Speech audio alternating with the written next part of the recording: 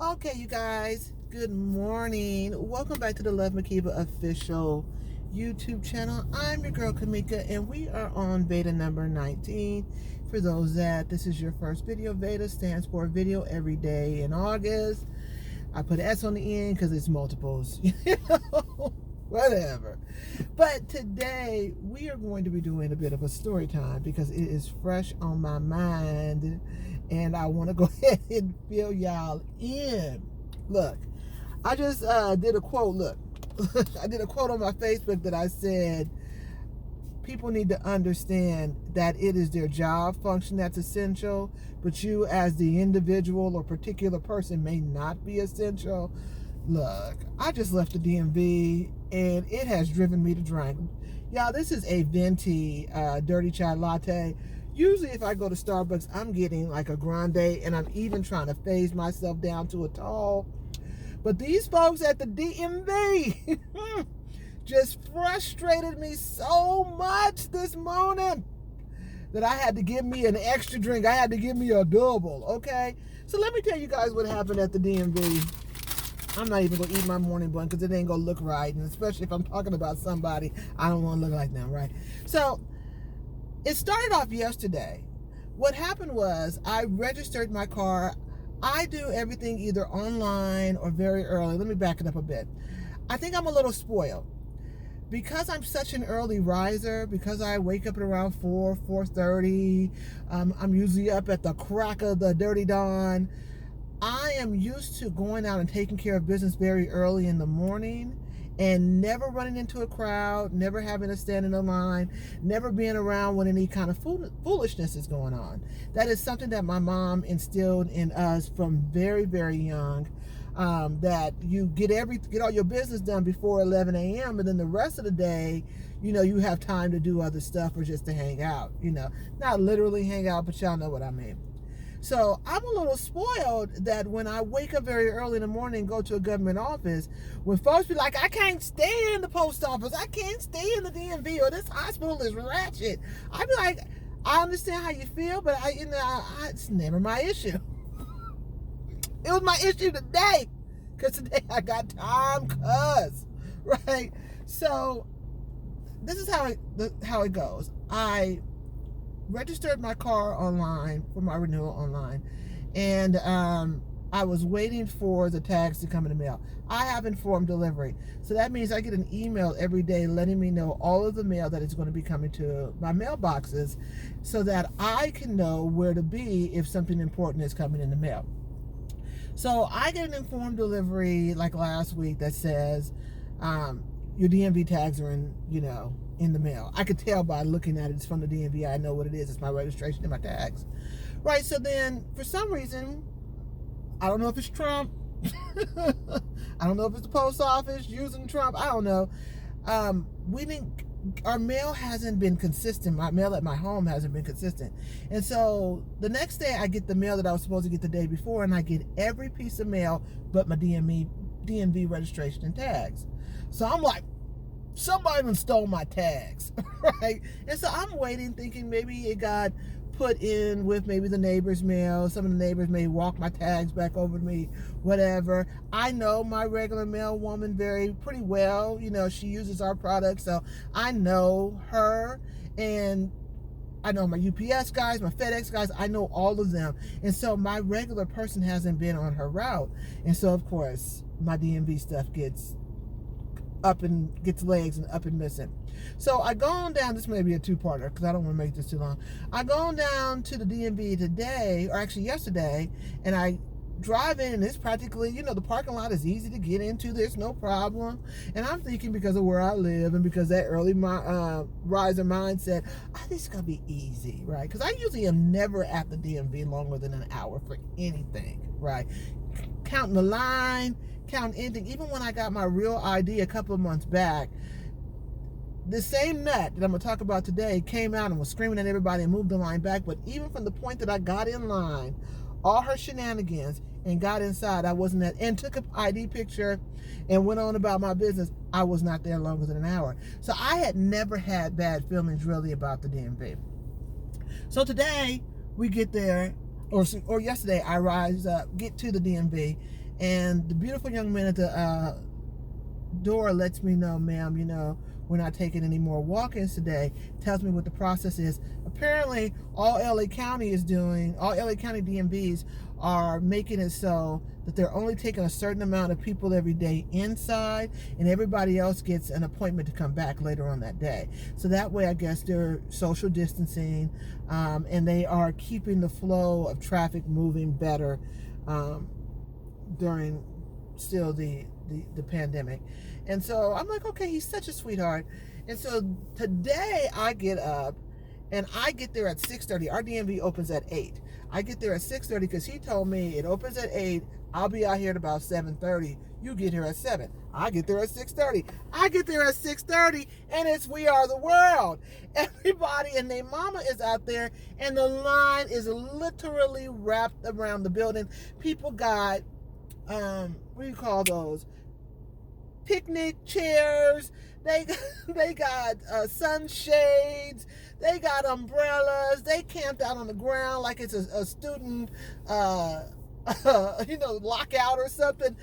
Folks is just out there at 6:30 in the morning, wrapped around the building. So I happen to get in line right as the new wrapping is started. So mind you, everybody is wrapped around the building.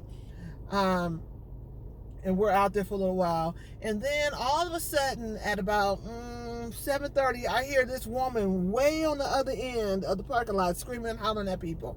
And I'm thinking, what in the world is going on? It's a sister girl. It's one of your cousins. And she was over there screaming and hollering. And she got this real colorful scarf on. Scarf, not wrap. Scarf.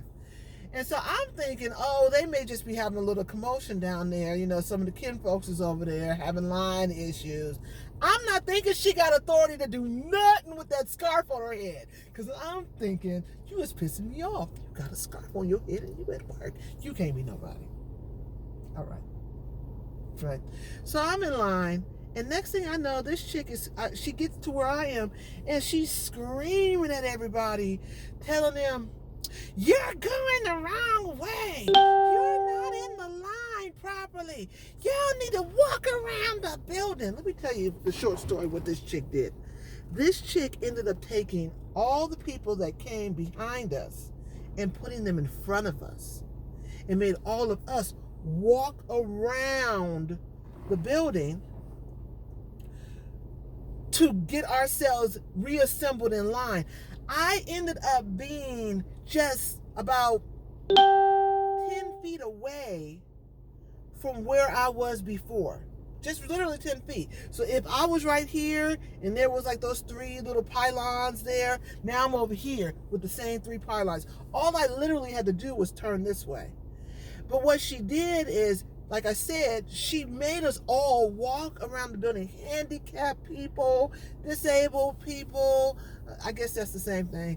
But people that have ailments, she made everybody walk around the line and confuse the whole line. I had my mask on, but you could tell with my eyes, you get close to me, you may get knocked out. Because I was angry.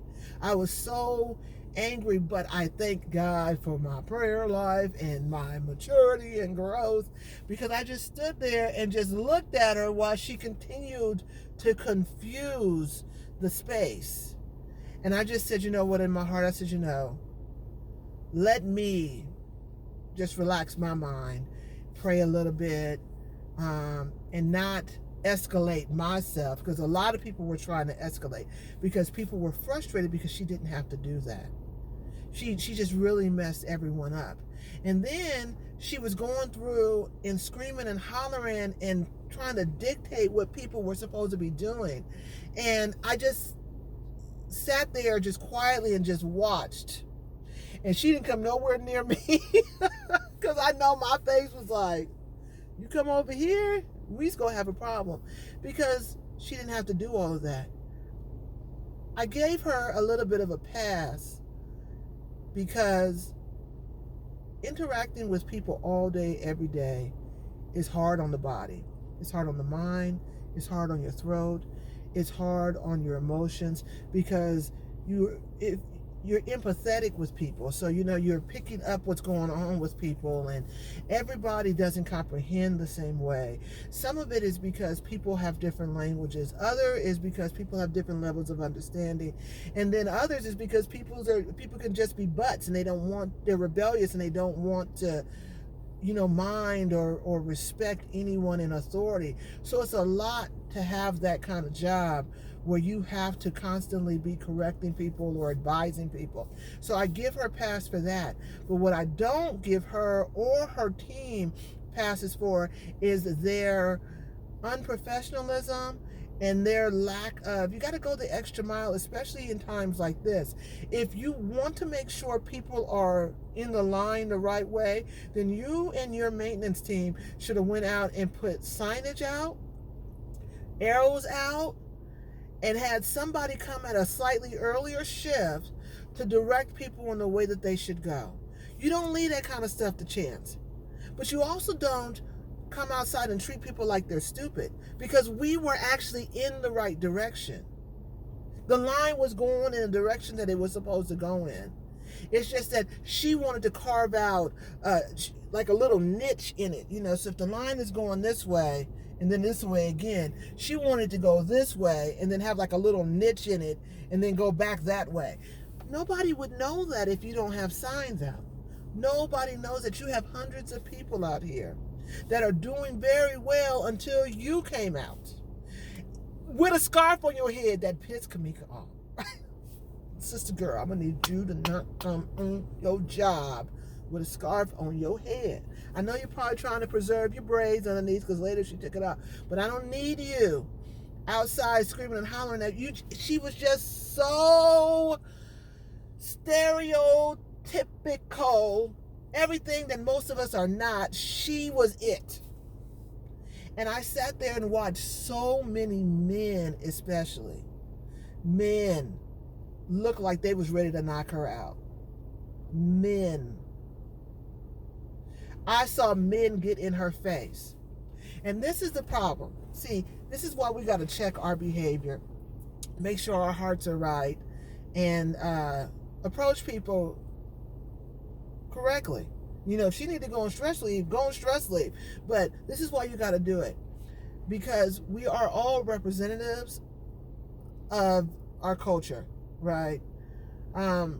We often say one monkey don't stop the whole show, but still, if that was the first interaction that some of these people that were not black had of black women, she left a bad taste in their mouth about who we all were. And usually I don't base what people think about me on other folks, but I have to understand or recognize that does happen. People do think I'm going to be just like that, right? And it just makes it a little harder. So that's one thing. But what was the second thing I was about to say? I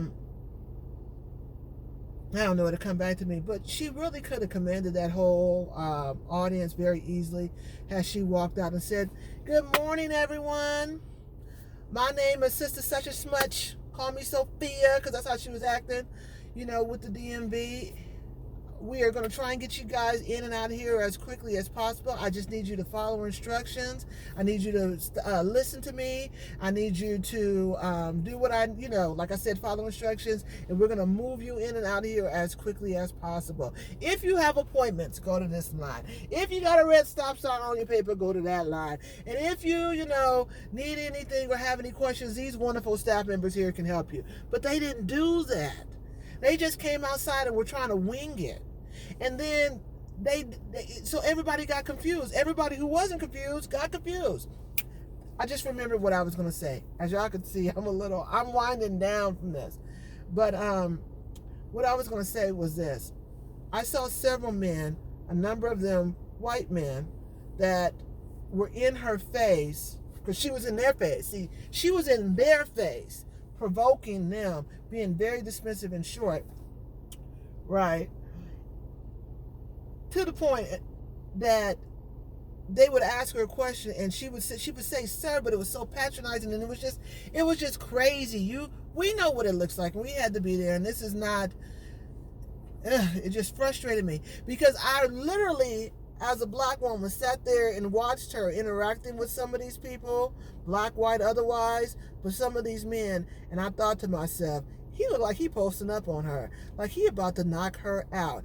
And I was at a, like, what do you call that? A crossroads, where I was like, you know, because I'm a real hood.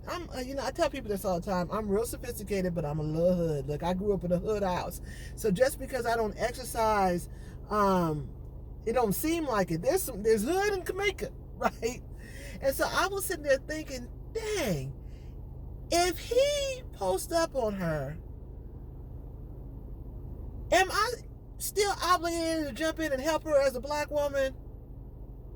Or should I leave her because she's so disrespectful?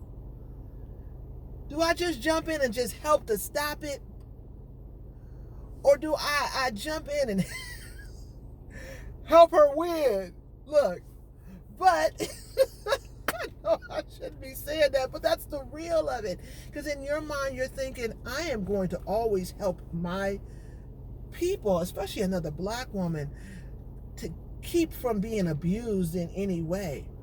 But her mouth was so reckless and abusive, and her behavior towards just people in general, and how she just really was causing more confusion than peace. Do I jump in and help this woman, or try and whisk her away to a place of safety? Or do, you know what? Thankfully, it never came to that. I, in my heart, am a peacemaker and a peacekeeper.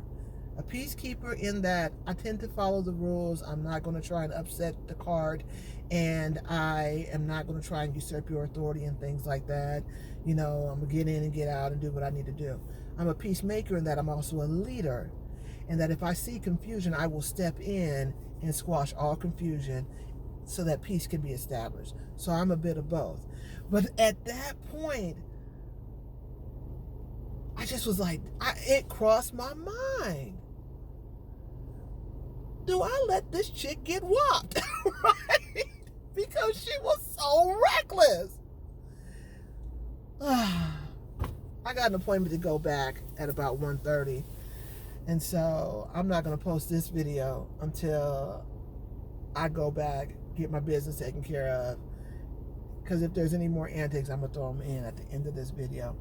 But I'd love to hear what you guys have to say about this story time, because the resolution so far has been, I got the same wonderful young man that I got yesterday, plus another young lady who came up to me, and they made sure that I got an appointment to come back this afternoon, and they were very easy to talk to and very pleasant. And so I left there feeling really good and happy that I got the appointment and blah, blah, blah. But Sister Girl really vexed me, and she was vexing the other employees around her, because you can tell that they weren't trying to help her or move when she needed them to move, because it was all jacked up. And had she not rearranged that line, I wouldn't have had to come back today. I would have been in that group of people that was able to go and get their stuff done first thing in the morning.